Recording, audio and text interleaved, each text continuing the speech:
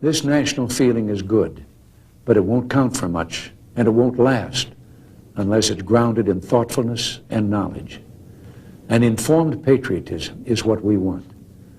And are we doing a good enough job teaching our children what America is and what she represents in the long history of the world?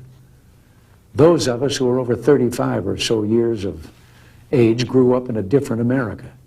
We were taught very directly what it means to be an American. And we absorbed almost in the air a love of country and an appreciation of its institutions.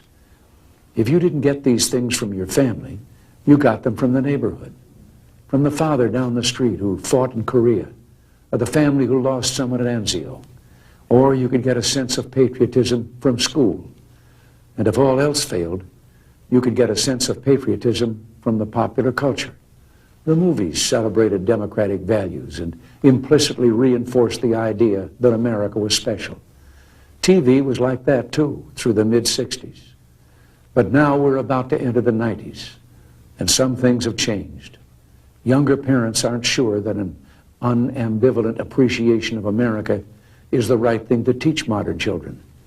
And as for those who create the popular culture, well-grounded patriotism is no longer the style. Our spirit is back, but we haven't re-institutionalized it. We've got to do a better job of getting across that America is freedom. Freedom of speech, freedom of religion, freedom of enterprise, and freedom is special and rare. It's fragile. It needs production. So we've got to teach history based not on what's in fashion, but what's important. Why the Pilgrims came here, who Jimmy Doolittle was, and what those 30 seconds over Tokyo meant. You know, 4 years ago, on the 40th anniversary of D-Day, I read a letter from a young woman writing to her late father, who had fought on Omaha Beach. Her name was Lisa Zanata Henn, and she said, "We will always remember. We will never forget what the boys of Normandy did." Well, let's help her keep her word. If we forget what we did, we won't know who we are. I'm warning of an eradication of the American memory that could result ultimately in an erosion of the American spirit. Let's start with some basics. More attention to American history and a greater emphasis on civic ritual. And let me offer lesson number 1 about America.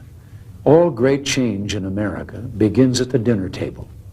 So tonight in the kitchen, I hope the talking begins. And children, if your parents haven't been teaching you what it means to be an American, let them know and nail them on it. That would be a very American thing to do.